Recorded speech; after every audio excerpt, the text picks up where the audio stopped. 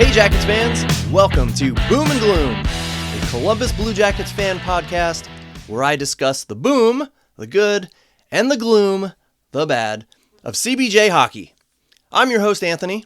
You can find me on social media using the handle Whaler Jacket, a name that honors my two favorite hockey teams of all time. But it is also a badge of dishonor, as I consider myself Ohio's longest suffering hockey fan. One playoff series win for my favorite team in 40 years of watching NHL hockey. And I'm already very concerned that it will be 41 years when April of 2026 rolls around. The Blue Jackets have had, in my opinion, a very underwhelming start to the season. Certain players have stood out to me, most of them not in a good way, and I will get to that in a bit. But overall, I just don't have a good feeling in my gut about how the rest of the season is going to play out. Last season was a feel-good story, and just about every player cranked it up a notch and had career years. It was inevitable that many would take a step back this season. Now, as I get into this episode, a couple things. First of all, the last time I recorded, I was a little bit under the weather. Turns out I had pneumonia, and I actually am still battling it. So I will do my best to keep my coughing fits to a minimum, and I will pause the recording, hopefully, if I do start coughing. And the other thing is, I prepared most of these notes for this episode right before the Dallas game, where the Jackets played exceptionally well and kind of changed my outlook a little bit. So I'll kind of work that into this episode.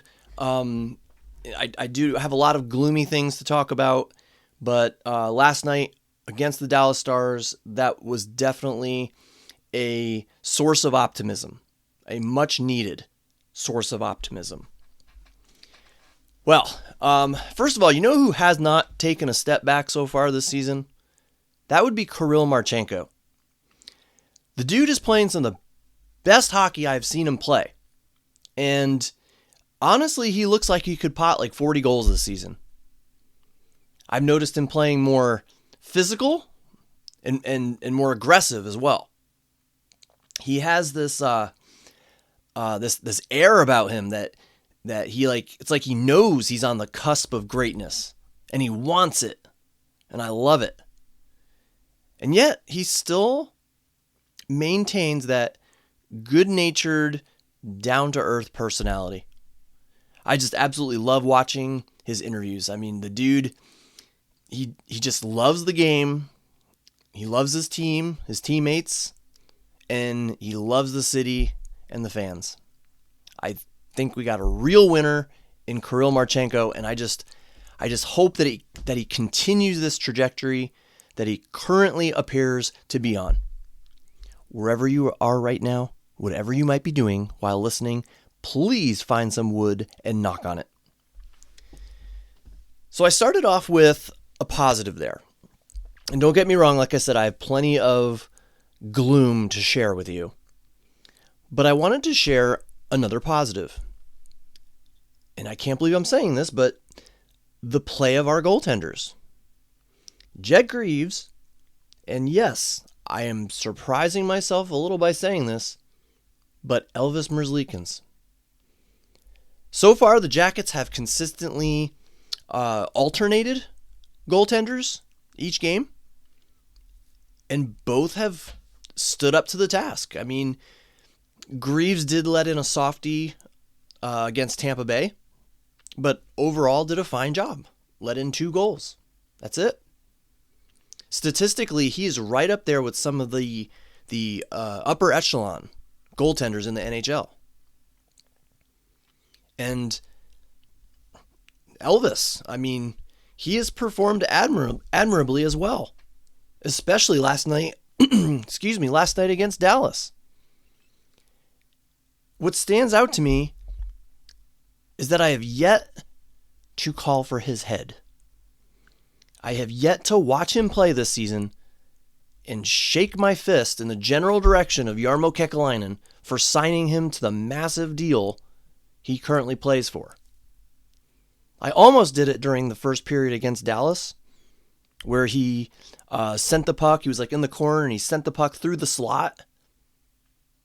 That could have been bad, but luckily it panned out. No harm done. Wherever you are right now, whatever you might be doing while listening, please find some wood and knock on it. Another bright spot is Charlie Coyle. I have really liked what I've seen from him. I've liked the veteran presence that he has brought to the lineup. I love the confidence that he shows. I love how he can be used in virtually all situations. But I still think the Jackets gave up far too much to acquire him. But if he continues his strong play, my strong opinion about that will hopefully weaken over time.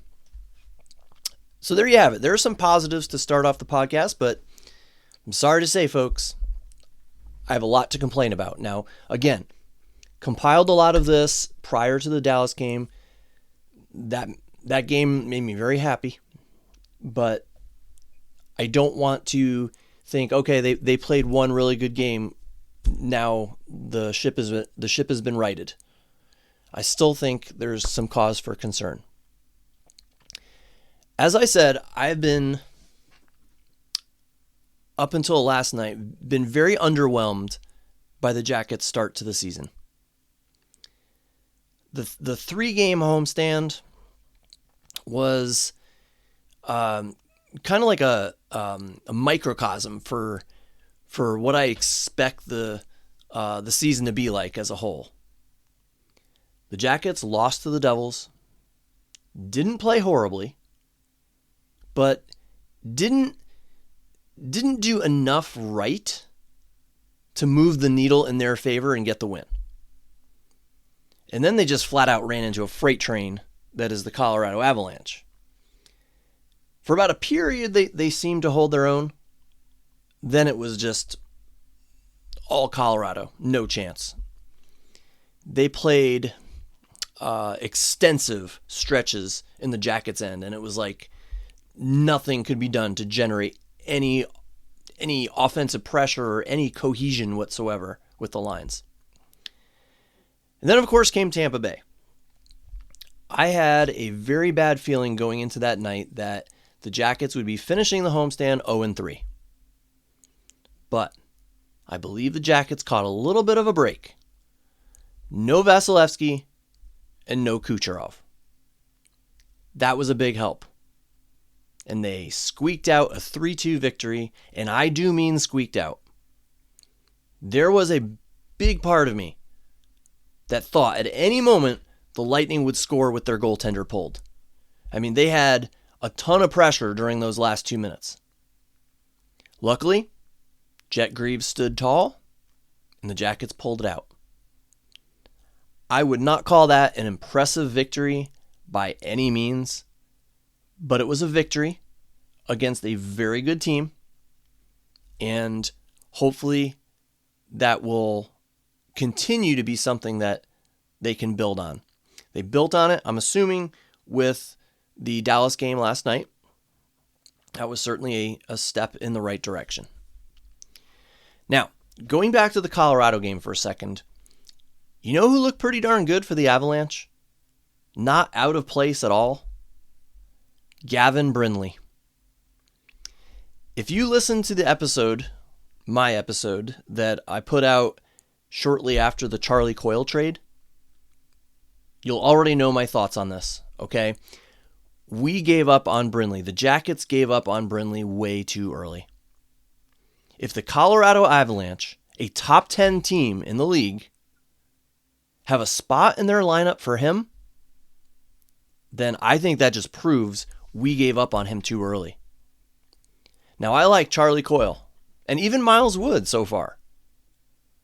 But I wish the Jackets did not have to throw Brindley into that deal. You know, my argument is he was I know he's undersized. I get that, all right? But he was regarded as a steal when the Jackets drafted him early in the second round. Then suddenly he was expendable? Yeah, I mean, I know he didn't have the best season in the AHL last year, but I mean, that's how it is with young players. A lot of them have growing pains. It takes time to develop. Now, he plays a regular shift for one of the top teams in the league. He's already had his first NHL goal in his first 6 games.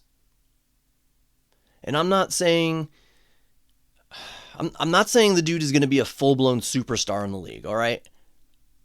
I just wish he was given a little more time with the Jackets organization. I would have loved to see him play with his buddy Adam Fantilli. I just think back to that draft and how happy they were. How happy they were to discover that they were drafted. They were both drafted by the same team.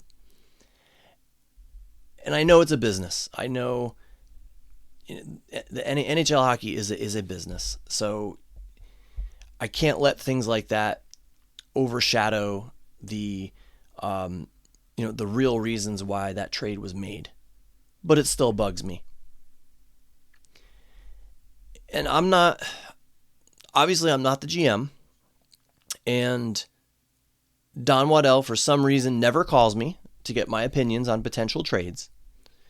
But I guess I'll just have to live with this one. All right. Well, let's talk more about the gloom that I was referring to regarding the CBJ.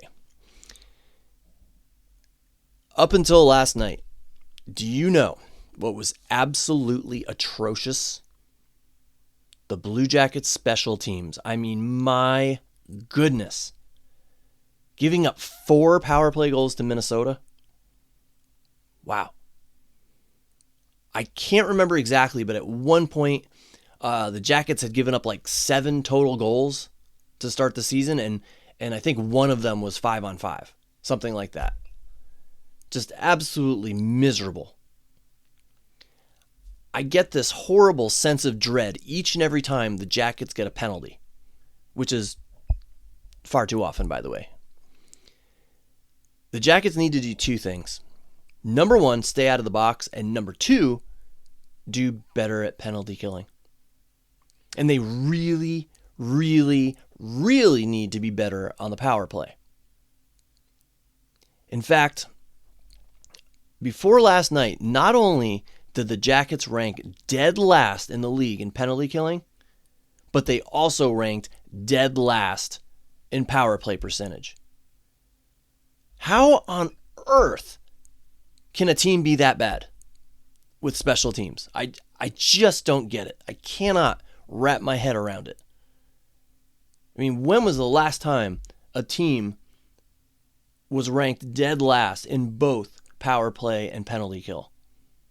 I don't know. I'm not going to look it up, but it surely has been a while. How does this happen? You have the likes of Marchenko, Werenski, Monahan, and you're dead last? Dead last? What makes my blood boil even more is the fact that this franchise has existed for 25 years. And in those 25 years, they have had what I would call a good power play for maybe a few months, a stretch of a few months.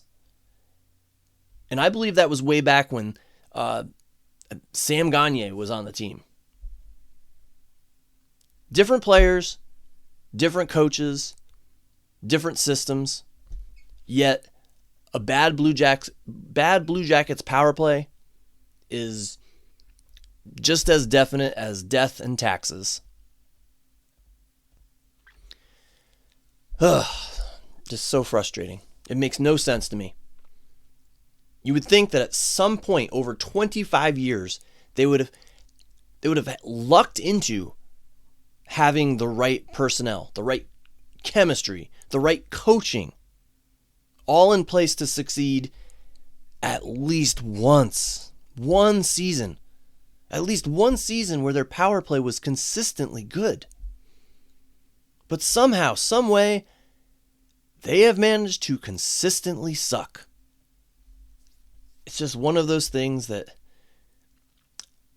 it's just mind-boggling, baffling. Just we'll never figure it out. Why is it just never clicked? By mere chance, you would think at some point the Jackets would have stumbled onto something that worked for them.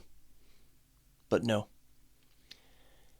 I want you to think back for a second here, okay? Think back to the Jackets' first season in the league. Now let's pretend for a moment that there was some kind of contest where you had to guess which season in their first 25 years of existence would they have a top 10 power play in the league. Everyone would lose. It is crazy to think that a quarter of a century has gone by and they haven't been able to figure out how to run an effective power play as a franchise. It's just nuts. And now, at least before last night, we're dead last in the league. I contend, all right, the Jackets are 3-3 right now. I contend that if the Jackets had even a middle of the road, like middle of the league, medium level special teams, they would be at least 4-2 at this point, probably 5-1. Yeah, I said it and I mean it. I think they would be 5-1 if they had a competent power play and a much better penalty kill. That would also mean they would currently have one of the best records in the league.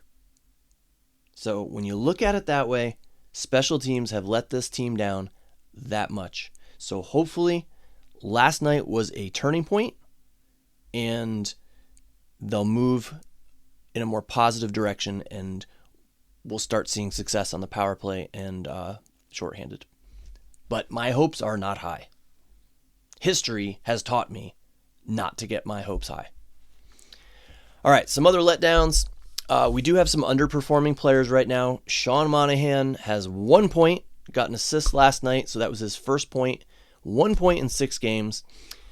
You can't expect to win a lot of games when your number one center doesn't score any points. And how about that number 2 center? Until that Dallas game, Adam Fantilli had only scored 1 goal. And if you recall, that was a fluky one that kind of like barely grazed off his leg and went into the net. Thankfully, he seems to be turning things around, and I'll get to that in a moment. Zach Werenski, I don't know what's up with him, but he has been noticeably un-Zach Werenski-like. I don't know what it is, but he doesn't seem to be dominating, like controlling the play like he did last year. So I'm not sure if something's up or maybe he's just going through a slump. Not sure. But what all that means is that you have some of your biggest scoring threats are not being very threatening right now. So hopefully these players will wake up soon. Otherwise, I don't see this team having sustained success. When your best players are not being the best players, you're not going to have sustained success. Part of the problem, I hate to say it, has been coaching, at least with some of the players. Now, everyone knows I am a huge Dean Evison fan, but that doesn't mean I can't disagree with him. And I disagreed wholeheartedly how he assembled the lines during the first 4 games of the season. My biggest complaint was Kent Johnson on the third line. Holy cow, did that drive me nuts. That was a mistake. Someone of his creativity and vision needs to be playing on a line with players that can benefit from that. Players who can put the puck in the net. Charlie Coyle and Matthew Olivier, who I love, are just not those players. And Cole Sillinger is absolutely 100% not a second line winger. He looked completely out of place on that line.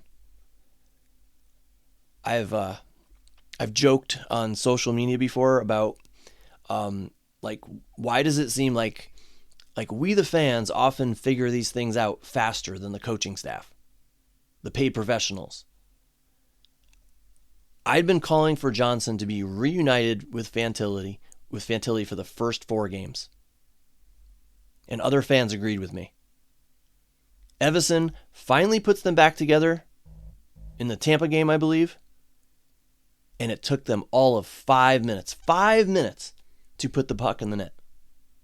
And then, 5 minutes into the Dallas game, they do it again. They strike again, and Fantilli scored. Assisted by, you guessed it, Kent Johnson and Boone Jenner. Let me ask you, how should I, a 49-year-old beer league hockey player, know this was going to be successful, and yet an NHL coaching staff couldn't figure it out? But yeah, Sillinger has been demoted. And I hate to say it, I like Sillinger, but, oh gosh, I hope I don't catch a lot of heat for saying this, but he is just not showing he is worth the number 12 overall pick in that draft. In fact, I could argue that he could be dropped to the 4th line and the team would be no worse off. No better either, but no worse. Sillinger is just like, he's just there. Like just your basic average 3rd or 4th line NHL player. He's interchangeable. I don't know how else to say it. He doesn't impress me with his physical play. He doesn't impress me with his stick handling. He doesn't impress me with his shooting or passing. He's just there. And again, I like the guy, all right? I mean, he's fine. But Evason should have never started him on the 2nd line. He does not belong there. And let's take a look at the Yegor Chinakhov situation. In my last episode, I expressed how I hoped he and the Jackets could work it out. And he would play himself, earn a more prominent role in the lineup. Well, that hasn't happened at all. My dog is squeaking her toy. I apologize if that's coming through. So here's what has happened. He was a healthy scratch for the first 3 games. The only reason he hasn't been a healthy scratch the last 3 is due to the injury to Miles Wood. So many of us fans hope that, given this opportunity, Chinny would ramp up his game and take advantage of being in the lineup to impress the coaching staff. But he really hasn't. In fact, he hasn't been given much ice time at all. Not enough to make any good impression. He's looked rusty and out of place, if you ask me. Now, granted, being thrown onto the 4th line doesn't help. You can't really showcase your skills if you're not given ample ice time and teammates who work well with you. Now, that said, he looked better last night. He did have an assist, a nice assist on the Denton Mateychuk goal. He was set up. I forget who sent the puck across to him, but he was set up perfectly for a goal, and he shot it into Jake Ottinger's pads. I kind of attributed that to being rusty, gripping his stick a little too tight, trying a little too hard maybe. So I can understand that, but I bet it certainly didn't help his situation. So you have to look at it this way. If they continue to go the way they're going, is Chinakhov ever going to do enough to get into the coach's good graces? Is he ever going to be given enough opportunity and make enough of that opportunity to be moved up to the top 6 or we'll even say the top 9? I don't think so. I don't see how he's going to dig himself out of this. Therefore, I'm sad to say this, but I think it's pretty obvious now that Yegor Chinnikov needs to move on. He needs to be traded. He needs a fresh start somewhere else. Maybe it was just, something that could not be overcome with Dean Evison and the coaching staff. But he definitely needs to move on. Hopefully Don Waddell is actively seeking a trade, because aside from, a little spark he had last night, he has virtually no value to the team. I mean, he's a body in the lineup, and I fully believe that when Miles Wood returns, which could be the next game, I feel like he's going to be the healthy scratch. It just hasn't worked out, and that sucks. Because he started off last season on fire. I mean, he had so much potential, and it made us Jackets fans think like, wow, Jarmo really found a diamond in the rough with him. It's really, it really might pan out with this guy. And I fear that wherever he ends up, he's going to blossom into the player that we all hoped he would be. And that will leave us fans wondering why we couldn't make it work here. And that will make fans like me frustrated. So I'm calling it right now. He is going to go somewhere else and become a good player. Maybe not a superstar, but I bet he's going to be a solid NHL top 6 forward. Just my prediction, of course. It's just a shame. He has the skill set to be a top 6 winger in the NHL. It's just not going to be for the Blue Jackets. But I'll say this. I do hope I'm wrong. Let me talk about another player, actually in a positive light, and that would be my buddy, Damon Severson. I have never hid my feelings about Damon Severson. I think he is extremely overpaid. I think Jarmo did this team an extreme disservice by signing him to the contract he was signed to. I think he has made some boneheaded decisions during his first few seasons. I think he's deserved the healthy scratches that he's gotten. I think he's been inconsistent and oftentimes more of a liability than a benefit to the team. But I have to say, he has not been horrible this season. He has certainly not blown the roof off the buildings. He has certainly not impressed me. I've not been impressed with him. He's certainly not lived up to his huge contract, but I will say he has been solid. The dude has been solid. He has been a better player this season, and I have to give credit where credit is due. Now, do I still wish the Jackets somehow moved on from him this summer? Absolutely. In fact, I think one of the biggest reasons the Jackets are not seen by more people as playoff bound this year, or just a more of a lock for the playoffs, is because Don Waddell did not upgrade the team's defense. We have trotted out the same defense as last year, and let's be honest, the defense was not necessarily a bright spot last year. The Jackets' offense bailed them out more nights than not. And now it appears we are stuck with what we have. Severson and Provorov both have no movement clauses and would have to agree to any trade Don Waddell makes. And let's be honest here. Do you see them wanting to move to a different team?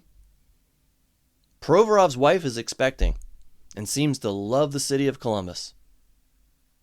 Severson is making a nice paycheck and currently playing on the second pair. So unless it's at the trade deadline and one of the two desperately wants to go to a contender, we're stuck with them. We rightfully would not want to move Werenski or Matejchuk. So that means if the Jackets defense is going to be upgraded at any point this season, Fabro, Goodbranson, and Christensen Those are the three. One of those three or more would have to be moved. But my money is on this 7-player defensive core remaining as it is for the entirety of the season, for better or for worse. All right, one more thing I want to talk about, and because I have not done an episode since Game 1, I want to go back to the season opener at Nashville. I don't complain too often about officiating. They make good calls sometimes, they make bad calls sometimes. They're human, it happens. But with technology, in this particular game, the Jackets got flat out hosed. Matthew Olivier puts the puck in the net with less than 30 seconds left in the second period, and the goal gets called back because of goaltender interference. I'm sorry, but I have watched that replay several times, and I do not see how Olivier prevented Soros, I think it was Soros, from making that save. That's the definition of goaltender interference, right? When the goaltender is unable to make a save because an opposing player interferes. Right? Well, I flat out disagree with that call. I do not see how Olivier prevented the goalie from making the save. And unfortunately, that changed the whole dynamic of the game.